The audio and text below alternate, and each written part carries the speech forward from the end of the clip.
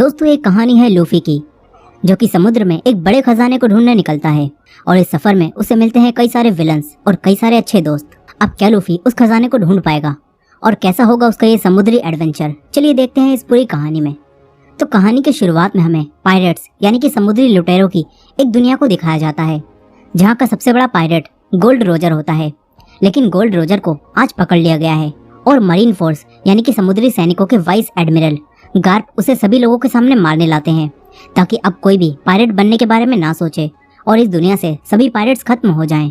मगर ऐसा नहीं होता, क्योंकि गोल्ड रोजर अब तक का सबसे बड़ा पायरेट था और उसने अपनी पूरी जिंदगी में काफी सारा खजाना इकट्ठा करके कहीं छुपा दिया था। गोल्ड रोजर सबको बताता है कि उसने समुद्र में काफी सारा खजाना छुपा रखा है। गोल्ड रोजर सबसे कहता है कि समुद्र में जाओ और मेरा खजाना ढूंढ कर दिखाओ, और ये सुनकर लोगों में खजाने को ढूंढने का एक जज्बा पैदा हो जाता है। तभी गार्प ये देखकर तुरंत गोल्ड रोजर को मरवा देता है। मगर अब कई सारे लोग गोल्ड रोजर का खजाना ढूंढने के लिए समुद्र में जाकर पायरेट्स बनने लगते हैं। मतलब कि गार्प का पूरा प्लान उल्टा हो गया। वो चाहता था पायरेट्स खत्म हो जाएं, लेकिन गोल्ड रोजर के मरने के बाद पायरेट्स का एक नया युग ही शुरू हो गया और सभी पायरेट्स गोल्ड रोजर के खजाने को, जिसे वन पीस कहा जाता है, उसे ढूंढने निकल गए। अब कहानी 22 साल आगे आती है, जहाँ हमें एक लड़के मंकी डी लूफी को दिखाया जाता है। लूफी गोल्ड रोजर के खजाने यानी कि वन पीस को ढूंढकर पूरे समुद्र का सबसे बड़ा पायरेट बनना चाहता है, इसीलिए वो अपने सफर पर निकल चुका है। लेकिन अब पहले ही दिन जिस बोट पर वो बैठा था उसमें पानी आने लगता है। लूफी एक ड्रम में घुस जाता है और पानी में डूबने से बच जाता है। मगर फिर उसका ड्रम पानी में तैरते हुए दो पायरेट्स के जहाजों के पास पहुंच जाता है, जिनके बीच आपस में लड़ाई हो रही थी। यहाँ बड़े जहाज की कैप्टन अलविदा होती है, जिसके ऊपर मरीन फोर्स ने काफी सारे पैसों का इनाम रखा था। अलविदा अपने साथियों के साथ मिलकर दूसरे जहाज के लोगों को मारकर बंदी बना लेती है। फिर अलविदा के साथी उसके जहाज का सामान लूटकर अपने जहाज पर लाने लगते हैं।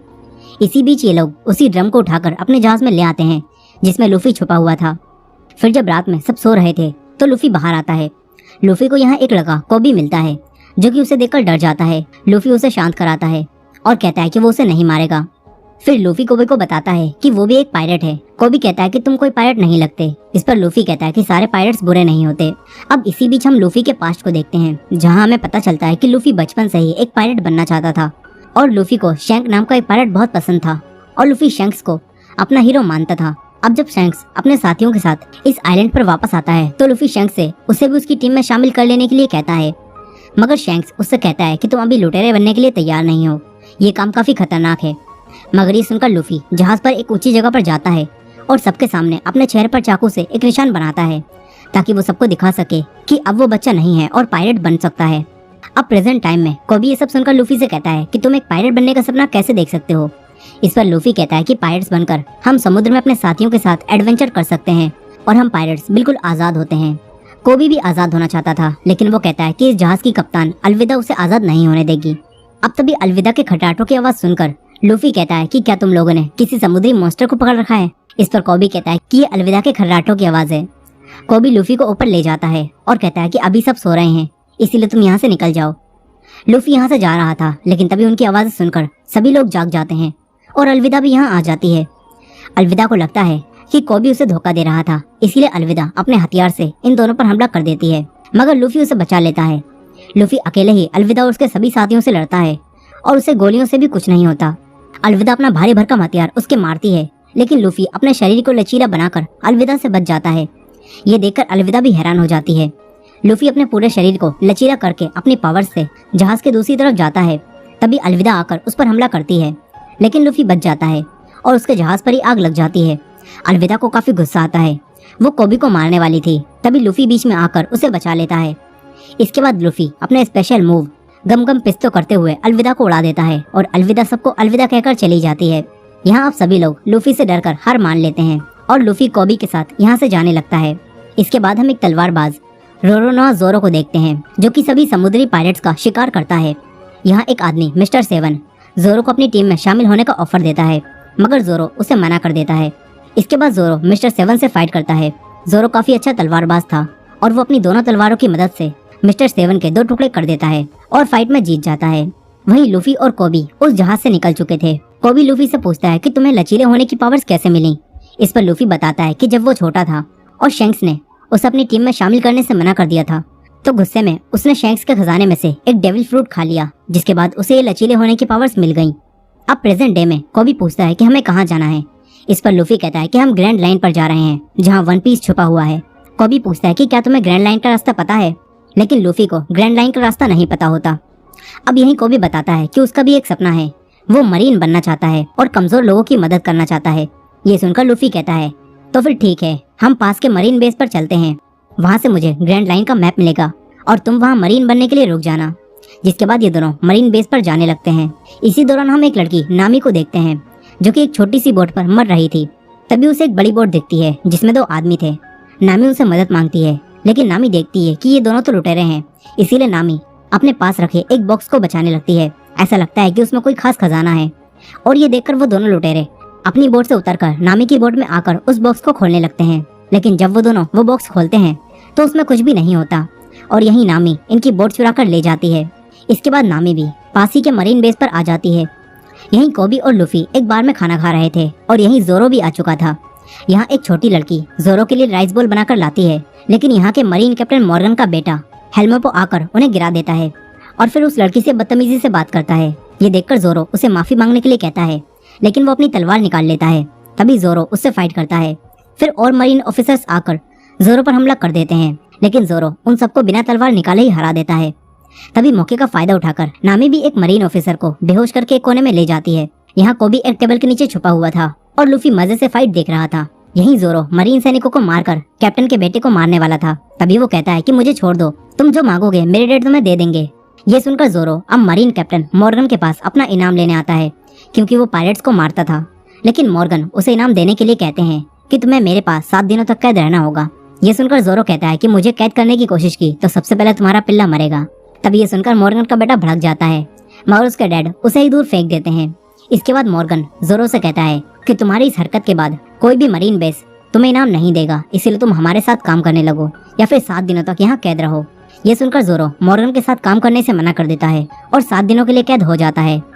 फिर अगले ही दिन लूफी ग्रैंड लाइन के मैप को छुड़ाने के लिए यहाँ आ जाता है। लूफी जोरो को देखकर उसे आजाद करा देता है। इसके बाद लूफी उसी रास्ते से वापस चला जाता है। यही नामी भी उसी मरीन ऑफिसर की यूनिफॉर्म चुराकर अंदर घुस गई होती है। नामी भी ग्रैंड लाइन का मैप चुराने आई थी, लेकिन वही ऑफिसर यहाँ आकर नामी को पहचान लेता है। फिर ये दोनों मरीन ऑफिसर नामी पर हमला कर देते हैं, मगर नामी उन दोनों को मारकर उनका काम तमाम कर देती है। तभी ऊपर से लूफी टपकता है और लूफी ने सारी बातें सुन ली होती हैं, जिससे ये दोनों जान चुके थे कि वो दोनों ही यहाँ ग्रैंड लाइन का मैप चुराने आए हैं। लूफी मॉर्गन के ऑफिस में जाने लगता है क्योंकि ग्रैंड लाइन का मैप वहीं रखा हुआ है। तभी नामी भी उसके पीछे जाती है। अचानक इनके सामने मॉर्गन आ जाता है, लेकिन वो नामी को एक मरीन समझता है और नामी कहती है कि मैं इस मुजरिम को पकड़कर ले जा रही हूँ, इसे अभी भी अरेस्ट किया गया है। अब ये सुनकर मॉर्गन यहाँ से चला जाता है, लेकिन चालाक नामी ने मॉर्गन की जेब काट ली होती है और उसके ऑफिस की चाबियां चुरा ली थी और अब ये दोनों मॉर्गन के ऑफिस में घुस जाते हैं। ये दोनों ग्रैंड लाइन के मैप को ढूंढने लगते हैं। तभी मॉर्गन को वहीं वो दोनों ऑफिसर मिलते हैं जो कि अभी पिटे पड़े थे। वो दोनों मॉर्गन को बताते हैं कि वो लाल बालों वाली लड़की घुसपैठिया है। ये सुनकर मॉर्गन यहाँ इमरजेंसी अलार्म बजवा देता है। दूसरी तरफ लूफी और नामी को वही तिजोरी मिल चुकी थी जिसमें ग्रैंड लाइन का मैप रखा है, लेकिन नामी से वो तिजोरी नहीं खुलती। तभी बाहर मॉर्गन आकर उस दरवाजे को तोड़ने लगता है।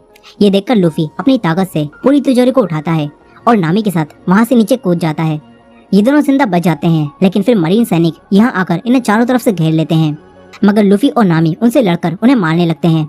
तभी जोरो भी अपनी तलवारें लेकर यहाँ आ जाता है और देखता है कि ये दोनों बच्चे तो पिट रहे हैं, इसीलिए जोरो भी इनकी मदद करता है। फिर ये तीनों सारे मरीन सैनिकों को मार देते हैं। तभी मॉर्गन यहाँ आ जाता है। मॉर्गन के हाथ में हथियार लगा था जिससे वो इन पर हमला कर देता है। तभी जोरो और लूफी उससे फाइट करते हैं, लेकिन मॉर्गन काफी पावरफुल था, इसीलिए अब जोरो को अपनी तीसरी तलवार भी निकालनी पड़ती है। जोरो उसे निकालकर अपने मुंह से पकड़ता है और मॉर्गन को मारने लगता है। इसके बाद लूफी अपने गम गम पिस्तौल मूव से उसे मारकर दूर फेंक देता है। ये तीनों मरीन से बच जाते हैं। फिर जोरो इनकी और मदद करता है और ग्रैंड लाइन की तिजोरी को लूफी की शिप तक ले आता है। तभी मॉर्गन का बेटा हेल्मेपो यहाँ गन लेकर आता है, लेकिन तभी कोबी उसके एक मुक्का मारकर उसे बेहोश कर देता है। फिर लूफी कोबी को अपने साथ चलने के लिए कहता है क्योंकि मरीन सैनिक अब इनके पीछे पड़े हैं, मगर कोबी लूफी से कहता है कि मैं अपना सपना पूरा करने के लिए यहीं रुकूंगा और एक अच्छा मरीन सैनिक बनूंगा। अब ये सुनकर लूफी जोरो और नामी के साथ इस बोट को लेकर निकल जाता है। दूसरी तरफ हम फिर से गार्प को देखते हैं, जिन्होंने 22 साल पहले गोल्ड रोजर को पकड़ा था। गार्प को पता चलता है कि मरीन बेस से कोई उनका ग्रैंड लाइन का मैप चुरा कर ले गया है और ये जानकर गार्प इसी बेस पर आने लगते हैं। इसके बाद हम एक जोकर को देखते हैं और उसे भी ग्रैंड लाइन का मैप चाहिए था, इसीलिए वो अपने लोगों को लूफी के पीछे मैप चुराने के लिए भेजता है। दूसरी तरफ लूफी, जोरो और नामी उसी बोट से आगे बढ़ रहे थे। यहाँ नामी उस तिजोरी को खोल लेती है और इसमें इन्हें ग्रैंड लाइन का मैप मिलता है। फिर नामी जोरो और लूफी को बताती है कि पूरी दुनिया का समुद्र 4 हिस्सों east blue, north blue, west blue और साउथ ब्लू में बटा हुआ है और जमीन की लाइन को रेड लाइन कहा जाता है और इसके अलावा जो लाइन इसके बीच में है उसे ग्रैंड लाइन कहा जाता है। अब ये तीनों वहाँ जाकर वन पीस ढूंढने के बारे में बात कर रहे थे। तभी उसी जोकर के लुटेरे यहाँ आकर इनकी बोट पर हमला कर देते हैं।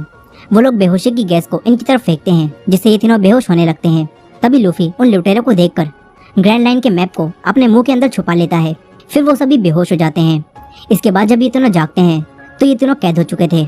लुटेरों ने इनकी सारी चीजें ले ली होती हैं, लेकिन लूफी कहता है कि ग्रैंड लाइन का मैप मेरे पास बिल्कुल सेफ है। अब तभी ये बॉक्स खुलता है और ये तीनों एक स्टेज पर होते हैं और जोकर यहाँ शो दिखा रहे थे। यहाँ लोगों को गुलाम बनाकर उनसे जबरदस्ती तालियां बजवाई जा रही थी। अब तभी यहाँ इनका कैप्टन यानी कि वही जोकर आता है और बताता है कि मेरा नाम बगी है। लूफी से पहचान लेता है क्योंकि बगी भी एक पायरेट होता है और इसके ऊपर भी काफी सारे पैसों का इनाम था। लूफी बगी से कहता है कि वो भी पायरेट्स का किंग बनने वाला है, लेकिन बगी ये सुनकर हंसने लगता है और कहता है कि वन पीस को ढूंढकर मैं पायरेट्स का किंग बनूंगा। अब बगी इनसे ग्रैंड लाइन का मैप मांगता है। तभी चालाक नामी अपनी चालाकी दिखाती है और कहती है कि हमारे पास ग्रैंड लाइन के मैप से बढ़िया भी एक चीज है। ये कहकर नामी लूफी की टोपी को उछाल देती है और यहाँ से भाग जाती है। लूफी अपनी टोपी को पकड़ने के लिए अपना हाथ लंबा करता है और सभी लोग उसे देखते ही रह जाते हैं। वहीं नामी जब सर्कस से बाहर पहुंचती है तो देखती है कि बगी ने इन लोगों के पूरे शहर को तबाह कर दिया है। अब तभी बगी के लोग आकर नामी को पकड़कर वापस बगी के पास ले जाते हैं। इसके बाद बगी के साथी जोरो और नामी को पकड़कर यहाँ से ले जाते हैं। यहाँ बगी लूफी से उस मैप के बारे में पूछता है, लेकिन लूफी उसे मैप के बारे में कुछ भी नहीं बताता। इस पर बगी उसके हाथ पैरों को बांधकर उसे खींचने लगता है, लेकिन लूफी को कोई फर्क नहीं पड़ता, उल्टा उसे तो और मजा आ रहा था। तभी बगी लूफी की टोपी को देखकर उसे पहचान लेता है और कहता है कि ये तो शैंक्स की टोपी है। बगी कहता है कि तुम्हारी उम्र में मैं और शैंक्स भी एक ही टीम में थे, लेकिन फिर शैंक्स ने भी मुझे धोखा दे दिया। अब यहाँ बगी लूफी से मैप लेने के लिए यहाँ एक बच्चे को मारने वाला था। तभी लूफी अपने आप को छुड़ाता है और गम पिस्तौल करते हुए बगी की गर्दन उड़ा देता है, मगर सर अलग होने के बाद भी वो जिंदा रहता है। इसके बाद बगी बताता है कि मैंने भी तुम्हारी तरह डेविल फ्रूट खाया था जिससे मुझे ये पावर्स मिली हैं। इसके बाद बगी बेहोशी की गैस की मदद से लूफी को दोबारा बेहोश कर देता है। दूसरी तरफ जोरो और नामी अब कैद हो चुके थे, लेकिन नामी के पास ताले को खोलने के लिए एक चाबी थी। नामी उससे वो लॉक खोलने की कोशिश करती है। तभी यहाँ बगी का एक आदमी आ जाता है। जोरो ने इस आदमी के भाई को और इसके पुराने साथियों को पहले दौड़ा कर मारा था, इसीलिए अब ये जोरो को मारने वाला था। वो जोरो को घुमाता है और उसके चाकू मारने लगता है, लेकिन ये प्रो निशानेबाज था, इसीलिए इसका एक भी निशाना ठीक नहीं लगता। अब तभी नामी लॉक खोल लेती है और इसके एक लात मारती है। इसके बाद जोरो इसे पकड़ लेता है। फिर नामी उसे छुड़ाती है और जोरो इस लुटेरे को आसानी से बेहोश कर देता है। वहीं दूसरी तरफ गार्प, जो कि इस बेस के वाइस एडमिरल हैं, वो यहाँ पहुंच जाते हैं। यहाँ मॉर्गन उनसे झूठ बोल रहा था और बता रहा था कि उसके बेटे की गलती की वजह से वो पायरेट ग्रैंड लाइन का मैप चुराकर यहाँ से ले गए। मॉर्गन कहता है कि कोबी, जो कि नया कैडेट है, उसने मेरे बेटे को बचा लिया, नहीं तो वो भी मारा जाता।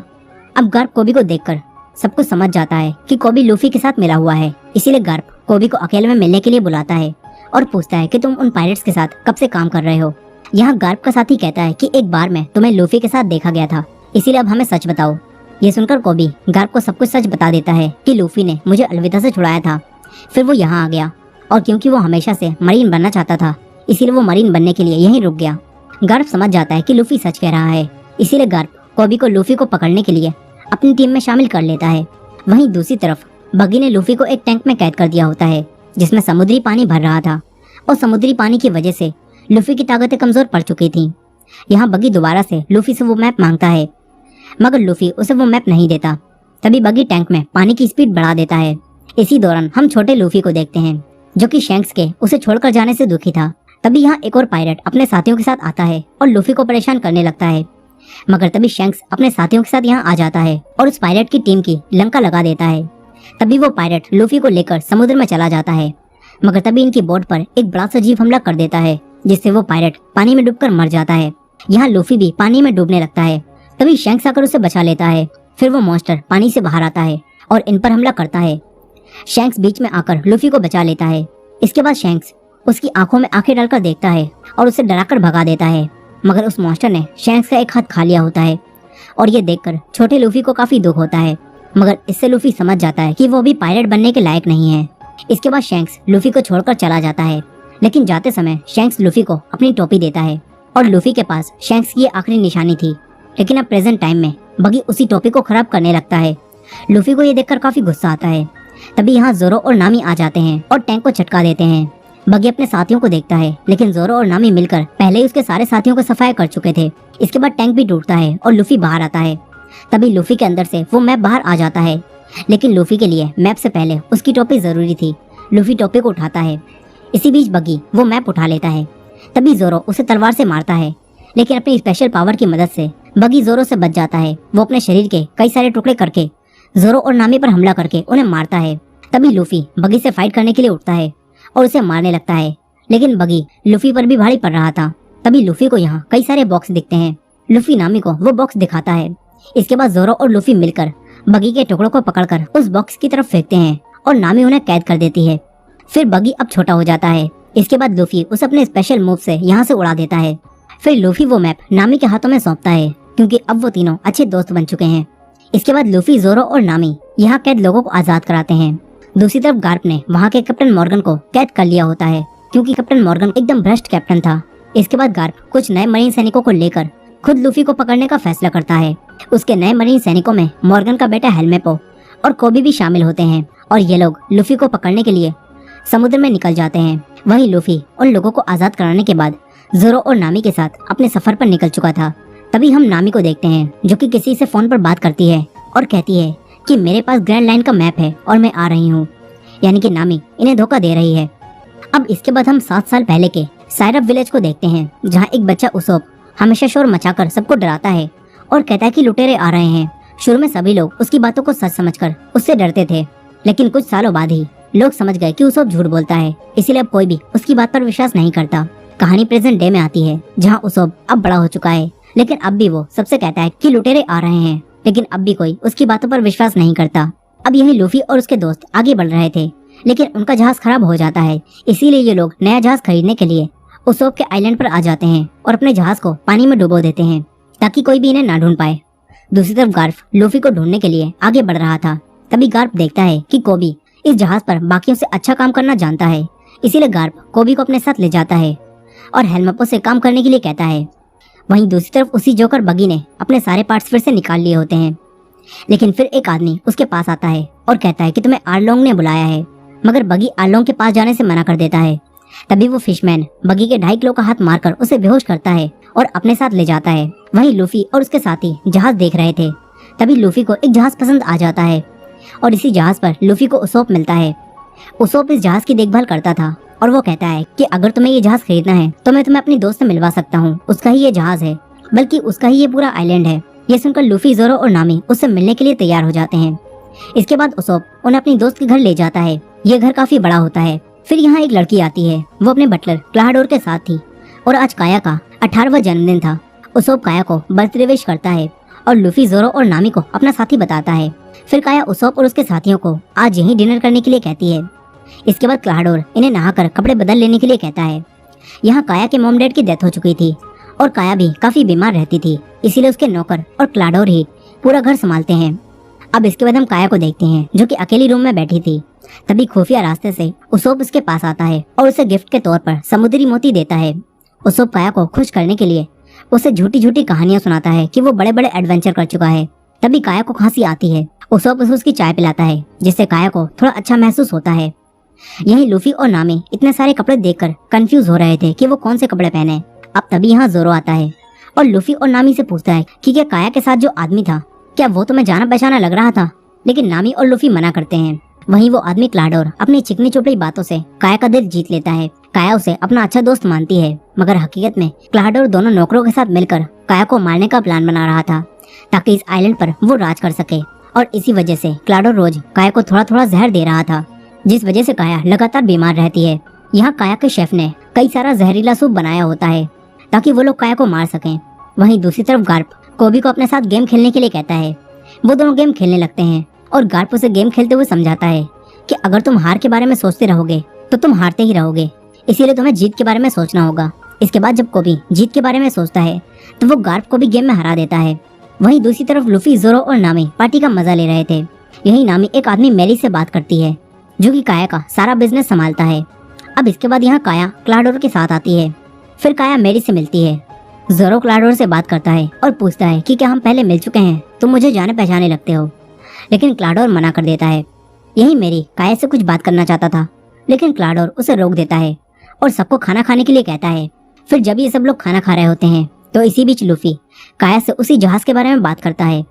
काया कहती है कि मेरे मॉम डैड के जाने के बाद जहाजों का बिजनेस मैरी संभालते हैं, लेकिन आज रात के बाद सब बदल जाएगा, क्योंकि आज मैं 18 साल की हो जाऊंगी और सारा बिजनेस मेरे पास आ जाएगा। ये सुनकर लूफी काया को बताता है कि हम पायरेट्स हैं और हम लोग ग्रैंड लाइन की तरफ जा रहे हैं, इसीलिए हमें तुम्हारा वो जहाज चाहिए। अब तभी ही काया की तबीयत खराब होने लगती है। ये देखकर क्लाडोर इन सबको यहाँ से जाने के लिए कहता है, मगर काया कहती है कि आज रात इन्हें यहीं रुकने दो। ये सुनकर क्लाडोर भी चुप हो जाता है और काया को उनके रूम की तरफ ले जाने लगता है। दूसरी तरफ हेलमेपो गार्प को आकर बताता है कि हमें एक आइलैंड के पास लूफी के जहाज का सामान मिला है। ये सुनकर गार्प कोबी को उस आइलैंड पर जाकर लूफी को पकड़ कर लाने के लिए कहता है। यही काया के घर में क्लाडोर मैरी को जान से मारने जाता है, क्योंकि मैरी काया को सब सच बताने वाला था। यहाँ हम देखते हैं कि क्लाडोर के पास भी स्पीड और ब्लेड की पावर्स हैं, जिनसे क्लाडोर मैरी को जान से मार देता है। इसके बाद हम फिर से बगी को देखते हैं, जिसे वही फिशमैन पकड़कर आर्लोंग के पास ले आया था। और आर्लोंग बकी से कहता है कि मैं पूरे ईस्ट ब्लू का सबसे बड़ा पायरेट हूँ, इसीलिए अगर तुम यहाँ कुछ भी लूटमार करोगे तो मुझे मेरा हिस्सा देना होगा।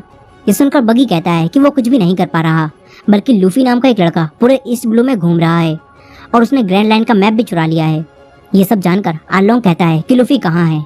बगी कहता है कि मुझे छोड़ दो, मैं उसे ढूंढने में तुम्हारी मदद करूंगा। आर्लोंग मान जाता है। वहीं रात में लूफी और खाना खाने के लिए अपने रूम से बाहर निकलता है। तभी उसे जोरो मिलता है, जो कि पीने के लिए कुछ ड्रिंक ढूंढ रहा था। फिर वो दोनों एक साथ किचन में जाते हैं, जहाँ इन्हें उसोप मिलता है। वो पहले से ही यहाँ बैठा था। जोरो और लूफी उसोप से बात करने लगते हैं। दूसरी तरफ नामी भी अपने रूम से बाहर आकर यहाँ की चीजों को चुराने लगती है। तभी वो काया के रूम में पहुंच जाती है और काया उसके हाथ में सामान देखकर सब समझ जाती है। लेकिन काया नामी से कुछ भी नहीं कहती और उससे दोस्तों की तरह बातें करने लगती है। वहीं उसोप बातों ही बातों में लूफी को बताता है कि मेरे डैड भी एक बड़े पायरेट हैं, लेकिन जब मैं छोटा था तो वो हमें छोड़कर चले गए। वो कहता है कि मेरे डैड का नाम यासोप है। लूफी उनका नाम सुनकर उन्हें पहचान लेता है और बताता है कि मैं उनसे मिल चुका हूँ, वो शैंक्स की टीम में है। उसोप उनके बारे में सुनकर काफी खुश हो जाता है। तभी जोरो उसोप से पूछता है कि यहाँ ड्रिंक है क्या। उसोप बताता है कि नीचे बेसमेंट में काफी सारी ड्रिंक पड़ी है। फिर ये दोनों ड्रिंक पीने के लिए बेसमेंट में चले जाते हैं। तभी इन्हें मैरी मिलता है, जो कि मर चुका था। उसोप ये देखकर घबरा जाता है। तभी क्लाडोर इनके सामने आता है और उसके 5 ब्लेड देखकर जोरो को याद आ जाता है कि क्लाडोर असल में ब्लैक कैट पायरेट्स का कैप्टन है, जिसका नाम कुरो है और इसके ऊपर भी काफी सारे पैसों का इनाम है। जोरो क्लाडोर पर हमला करता है, लेकिन क्लाडोर बच जाता है। फिर क्लाडोर की एक साथी यहाँ आकर जोरो को मारकर बेहोश कर देती है। तभी उसोप एक पतली गली पकड़कर यहाँ से निकल लेता है। क्लाडोर अपने दोनों साथियों से इन बॉडीज को ठिकाने लगाने के लिए कहता है और यहाँ से चला जाता है। वहीं ऊपर लूफी ने वही सारा जहरीला सूप पी लिया होता है, जिससे वो वहीं बेहोश हो जाता है। इसी बीच नामी भी काया से बातें करने के बाद उसकी अच्छी दोस्त बन गई होती है और फिर नामी ने जो कुछ भी चुराया था वो सारा सामान नामी वापस रख देती है। वहीं वो दोनों नौकर मैरी और जोरो को एक कुएं में फेंक देते हैं। इसके बाद वो वापस जाने लगते हैं। दूसरी तरफ उसोप गांव में जाकर सबसे कहता है कि असली लुटेरे आ चुके हैं, लेकिन इस बार सच बोलते हुए भी कोई भी उसोप की बात पर विश्वास नहीं करता। तभी कोबी अपने साथियों के साथ यहाँ आ जाता है। उसोप कोबी को सब कुछ बताता है और कहता है कि वो बटलर असल में ब्लैक कैट पायरेट का कैप्टन है, जो कि छुपकर यहाँ रह रहा है। मगर हेलमेपो कहता है कि ये सब झूठ है, क्योंकि ब्लैक कैट पायरेट्स के कैप्टन को मेरे डैड ने मार दिया था, इसलिए हमें यहाँ सिर्फ लूफी को ढूंढना चाहिए। लूफी का नाम सुनकर उसोप ने बताता है कि लूफी भी वही है। उसोप ने लूफी के पास ले जाने लगता है। वहीं नामी किचन में आती है तो देखती है कि लूफी बेहोश पड़ा है। अब तभी यहाँ कोई आने लगता है। नामी वहीं छुप जाती है। फिर क्लाडोर अपने साथियों के साथ यहाँ आता है और देखता है कि लूफी ने सारा जहरीला सूप पी लिया है। नामी इन तीनों की बातें सुनकर सब समझ जाती है। तभी उसोप कोबी और बाकी मरीन सैनिकों के साथ यहाँ आ जाता है। क्लाडोर दरवाजा खोलता है। उसोप कहता है कि यही वो लुटेरा है, लेकिन क्लाडोर कोबी से कहता है कि उसोप मानसिक रूप से बीमार है और बचपन से ही वो ऐसी कहानियां बनाता रहता है। ये सुनकर कोबी के अलावा कोई भी उसोप की बातों पर विश्वास नहीं करता। फिर हेलमेपो क्लाडोर से लूफी के बारे में पूछता है। क्लाडोर बेहोश लूफी को इन्हें सौंप देता है। वहीं नामी बाहर आकर उसकी साथी के एक पैन मारकर उसे बेहोश कर देती है और यहाँ से भाग जाती है। दूसरी तरफ उसोप भी भागकर काया के पास पहुंच जाता है। इधर क्लाडोर कोबी को यहाँ से जाने के लिए कहता है और उसके मुंह पर दरवाजा बंद कर देता है। वहीं नामी भी काया और उसोप के पास पहुंच चुकी थी। फिर उसोप और नामी क्लाडोर की सच्चाई काया को बताते हैं। वहीं जोरो कुएं में अब भी जिंदा होता है। जोरो वहां से बाहर निकलने की कोशिश करता है, लेकिन वो कुएं से बाहर नहीं निकल पा रहा था। मगर जोरो हार नहीं मानता। इसी बीच हम जोरो के पास्ट को देखते हैं, जब वो तलवारबाजी करना सीख रहा था। यहाँ एक लड़की कोइना जोरो की काफी अच्छी दोस्त थी। जोरो हमेशा उससे हार जाता था, मगर फिर उन दोनों ने साथ मिलकर कड़ी ट्रेनिंग करी और एक दूसरे से वादा किया कि हम में से एक इस दुनिया का सबसे बड़ा तलवारबाज बनेगा। लेकिन फिर कुछ समय बाद ही कोइना की एक एक्सीडेंट की वजह से डेथ हो गई और ये सब जानकर जोरो को काफी दुख हुआ। इसके बाद जोरो कोइना से किए हुए वादे को निभाने के लिए दुनिया का सबसे अच्छा तलवारबाज बनने निकल पड़ा। अब प्रेजेंट डे में यहाँ 12 बज जाते हैं और काया ऑफिशियली अब बड़ी हो चुकी है। इसीलिए अब क्लाडोर काया की प्रॉपर्टी पर कब्जा करने के लिए उसे मारने जाता है। वो इस घर से बाहर निकलने के सभी रास्तों को बंद करवा देता है। इसके बाद उसके दोनों साथी और वो खुद अपने हथियारों के साथ काया को मारने जाने लगता है। लेकिन काया उसोप और नामी के साथ यहाँ के खुफिया रास्तों से दूसरी तरफ जाने लगती है। ये लोग दीवारों के अंदर से जा रहे थे, तभी काया खांसती है और उसकी आवाजें सुनकर क्लाडोर अपने ब्लेड से उस पर हमला करता है। वो तीनों यहाँ से भागते हैं। दूसरी तरफ जोरो कुएं से निकलने की कोशिश कर रहा था, लेकिन जोरो दोबारा से नीचे गिर जाता है। मगर जोरो हार नहीं मानता। वो दोबारा उठकर ऊपर चलने लगता है और आखिरकार जोरो कुएं से बाहर आ जाता है। वहीं कोबी लूफी को पकड़ कर ले जा रहा था, लेकिन कोबी को उसोप की बातों पर थोड़ा थोड़ा विश्वास होने लगा था। अब तभी लूफी को यहाँ होश आता है। तभी हेलमेपो उसके पास जाता है, लेकिन फिर लूफी सारा का सारा सोप उसके ऊपर ही निकाल देता है। इसके बाद लूफी पूरी तरह से होश में आ जाता है और लूफी कोबी से कहता है कि मुझे यहाँ से जाना होगा ताकि मैं अपने दोस्तों को बचा सकूं। लेकिन हेलमेपो उसे पकड़ने के लिए उसे मारने वाला था। तभी जोरो यहाँ आ जाता है और उसके साथियों को मार देता है। वो हेलमेपो को भी बेहोश कर देता है। इसके बाद जोरो और लूफी अपने दोस्तों को बचाने जाने लगते हैं। वहीं घर में काया, नामी और उसोप एक पुराने रूम में आकर छुपते हैं। तभी क्लाडोर भी यहाँ आ जाता है और उन्हें ढूंढने लगता है। इसी दौरान जोरो और लूफी भी घर के अंदर आ जाते हैं। लूफी ऊपर जाता है और जोरो दूसरी तरफ जाता है। जोरो के सामने क्लाडोर के दोनों चमचे आते हैं। जोरो उनसे फाइट करता है। वहीं क्लाडोर काया और नामी को पकड़ लेता है। वो दोनों को मारने वाला था। तभी उसोफ अपने हथियार से उसके एक निशाना लगाता है, मगर क्लाडोर बच जाता है। फिर क्लाडोर उसोफ पर हमला करके उसे दूर फेंक देता है। इसके बाद वो काया को मारने आता है। तभी लूफी आकर उसे रोक देता है। फिर लूफी क्लाडोर से फाइट करता है। काया और नामी उसोफ के पास आ जाती हैं। यहीं क्लाडोर काफी तेज था, इसीलिए लूफी उस पर हमला नहीं कर पा रहा था। क्लाडोर लूफी को बातों में उलझाकर उस पर कई बार हमला करता है। इसीलिए अब लूफी शांत हो जाता है और क्लाडोर के एक मुक्का मार के उसे गिरा देता है। दूसरी तरफ जोरो भी क्लाडोर के दोनों साथियों से फाइट करके उन्हें धूल चटा रहा था और यहाँ अब क्लाडोर लूफी से फेस टू फेस फाइट करता है और अपने ब्लेड से उस पर हमला करता है। लेकिन लूफी आराम से उनसे बच जाता है। फिर लूफी एक और स्पेशल मूव से क्लाडोर को यहाँ से दूर फेंक देता है। नीचे जोरो भी उसके दोनों साथियों को हरा देता है। इसके बाद ये सब लोग बच जाते हैं, मगर नामी इनसे कहती है कि हमें तुरंत ही यहाँ से निकलना होगा क्योंकि मरीन सैनिक जान चुके हैं कि हम यहाँ पर हैं। मगर लूफी कहता है कि हमारे पास तो कोई जहाज भी नहीं है। ये सुनकर काया इन्हें वही जहाज दे देती है। इसके बाद उसोप भी इनके साथ इनके सफर पर जाने का फैसला करता है और ये चारों इस आइलैंड से निकल जाते हैं। दूसरी तरफ क्लाडोर अब भी जिंदा होता है और वो भी इस आइलैंड से बचकर भाग गया होता है। वहीं कोबी जहाज पर गार्प से माफी मांगता है और कहता है कि वो लूफी को पकड़कर नहीं ला पाया।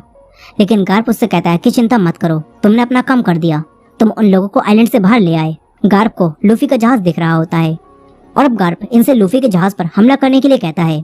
वहीं वो सब अपने नए जहाज पर आराम कर रहे थे, तभी इनके ऊपर बमों की बरसात होने लगती है। फिर लूफी दूरबीन से मरीन सैनिकों की शिप को देखता है और उसे गार्प दिखता है। लूफी गार्प को देखकर कहता है कि ये तो मेरे दादाजी हैं। ये सुनकर सभी लोग चौंक जाते हैं और इसी एंडिंग के साथ वन पीस के 4 एपिसोड्स की कहानी यहीं खत्म हो जाती है। और ये वीडियो भी अब काफी लंबी हो चुकी है, इसलिए इसके आगे की कहानी को हम अगले पार्ट में देखेंगे। तो अगले पार्ट को मिस ना करने के लिए हमारे चैनल को सब्सक्राइब करके बेल नोटिफिकेशन को ऑन कर लीजिएगा और ये वीडियो पसंद आई हो तो वीडियो को लाइक जरूर कीजिएगा। मिलते हैं नेक्स्ट पार्ट में।